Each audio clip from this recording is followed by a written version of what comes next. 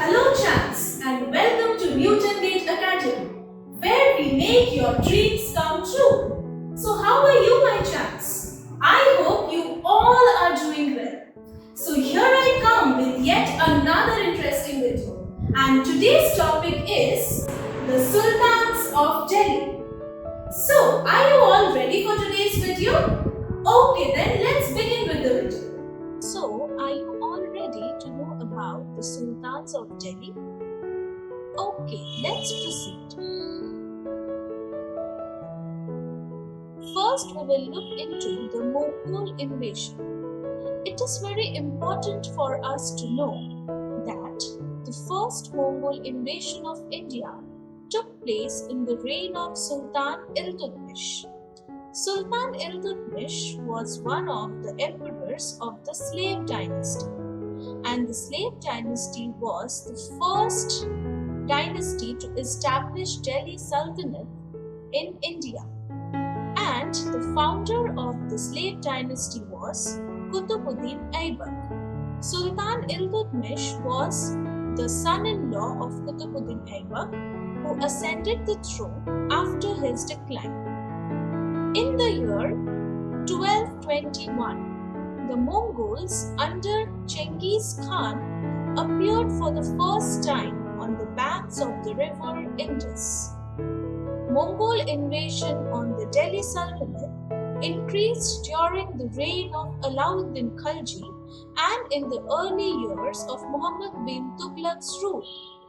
It is important for me to mention that Alauddin Khalji was one of the most powerful emperors of the Khalji dynasty, another dynasty of the Delhi Sultanate, and Muhammad bin Tughluq was another powerful ruler of the Tughluq dynasty, which rose into power after the decline of Khalji dynasty. Now, let us look into the Mongol policies adopted by the Sultans of the Delhi Sultanate. By Mongol policies, we mean that what were the measures taken by the different Sultans of Delhi to prevent the attack of the Mongols. Firstly, let us look into the policies adopted by Iltutmish. To remain in power and overcome his enemies, Iltutmish organized a group of 40 Turkish bandagans. Bandagan is a Persian term used for special slaves who were purchased for military service. It is important for us to know that Iltutmish was the first Sultan of Delhi to bring about the concept of Bandagan.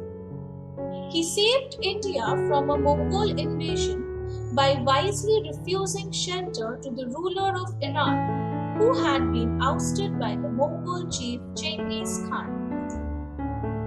After the decline of the slave dynasty, also known as the Mamluk dynasty, the Khalji dynasty rose into power. Please note that the founder of the Khalji dynasty was Jalaluddin Khalji. After the decline of Jalaluddin Khalji, his son Alauddin Khalji took the throne, and as I have mentioned earlier, Alauddin Khalji was the most powerful emperor of the Khalji dynasty because there was a time when almost most of the parts of India were under his reign. Now let us look into the policies of Alauddin Khalji. Alauddin Khalji had the largest standing army to protect Delhi Sultanate from Mongol invasion. He constructed a garrison town called Siri. The Siri fort was specially constructed for the soldiers of the Khalji dynasty to protect themselves from the Mongol invasions. He also introduced cash salaries to soldiers directly paid by the state. Muhammad bin Tughluq was another great emperor of the Delhi Sultanate, and he is considered to be the most powerful ruler of the Tughluq dynasty The Tughluq dynasty rose into power after the decline of Khalji dynasty. And now let us look into the policies adopted by Muhammad bin Tughlaq to overcome the invasions of the Mongols. Tughluq decided to shift his capital to a place safe from the Mongol attacks. As a result, he shifted to Devagiri in the Deccan and renamed it as Daulatabad. Due to this decision taken by Muhammad bin Tughlaq, he had to face a lot of financial losses. He had planned military campaign in Central Asia to stop the Mongol attacks. But the army raised by him was of no use because he had to give up due to huge financial losses. Now let us look into the administration of the Delhi Sultanate. Dear students, you should pay attention here because this topic is one of the most important aspects of the administration of the Delhi Sultanate, that is Iqta, Iqtadars or Muftis. The Khaljis and the Tughlaqs appointed military commanders as governors of various lands. These lands were called Iqta. The governors holding these lands were called Iqtadars or Muftis. Do you remember that we had discussed about a term called bandigans, that is, the special slaves purchased by the sultans for military service? These military commanders or bandigans are further promoted to become Iqtadars and were given Iqta or lands to administer them. Now let us look into the duty of the Iqtadars or Muftis. The first responsibility of the Muftis was to lead military campaigns and maintain law and order in their Iqtas. It was also the duty of an Iqtadar to collect revenues from his Iqta to meet the cost of administration and the cost of maintaining his troops and horses. It is also very important to know that the Delhi Sultans did not trust their sons as much as these military commanders. Therefore, the Delhi Sultans preferred the special slaves or military commanders to be more able rather than their own sons. Now let us study about the revenue generation concept during the Delhi Sultanate. That is, the type of taxes collected from people. Land was the most important source of revenue. There were three types of taxes collected. The first tax was called Kharaj, which was levied on cultivation, amounting to 50% of the peasant's produce. The second type of tax levied was on cattle, followed by the tax levied on horses. The sultans forced the landed chieftains or Samanta aristocrats to accept their authority. These Samanta or chieftains lost their rights to levy taxes and they were forced to pay taxes. The sultan's administrators measured the lands and kept careful accounts. Some chieftains also served as revenue collectors or assessors. Can you recognize these two very powerful and renowned emperors of the Delhi Sultanate? Okay, we will find out.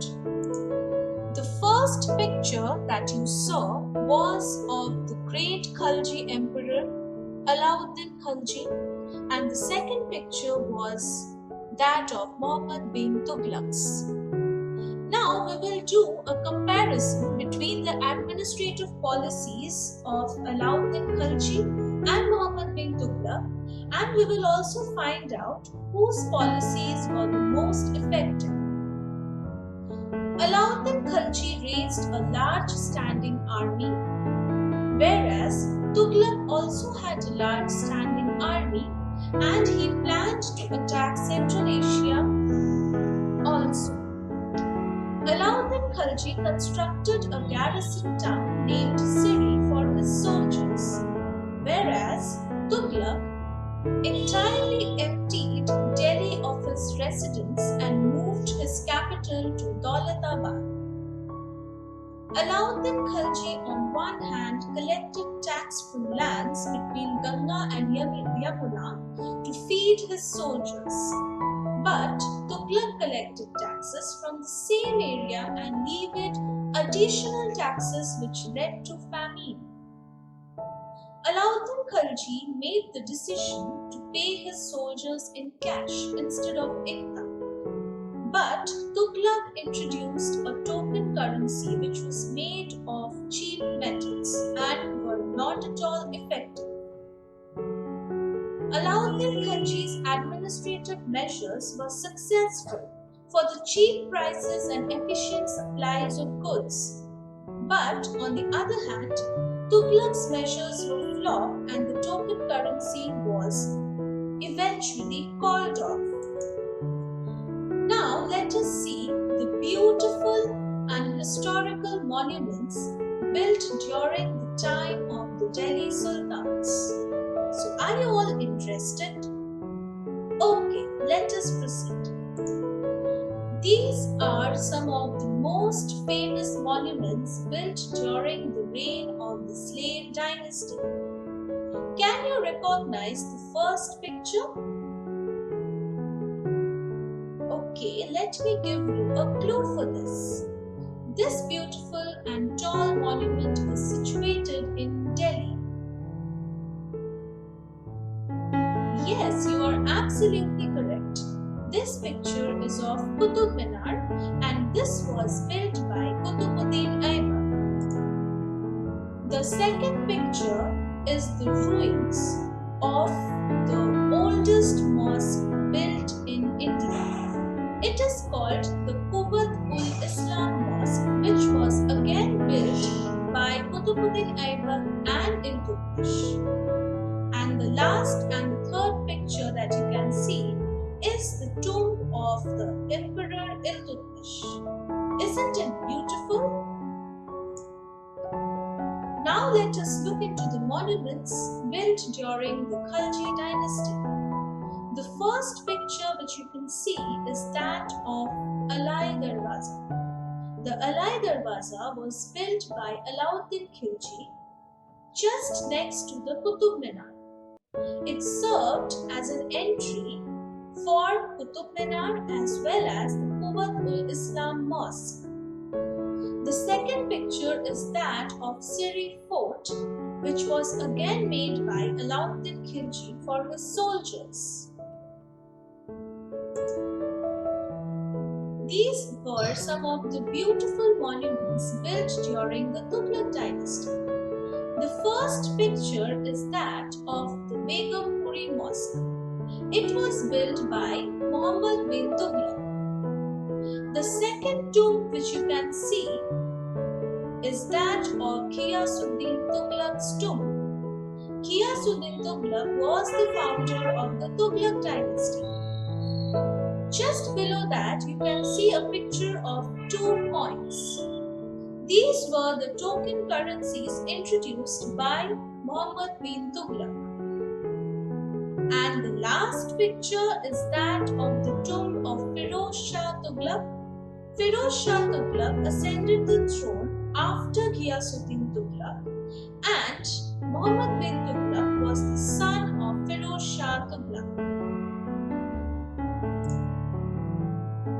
This is another beautiful monument built during the time of Sayyid dynasty.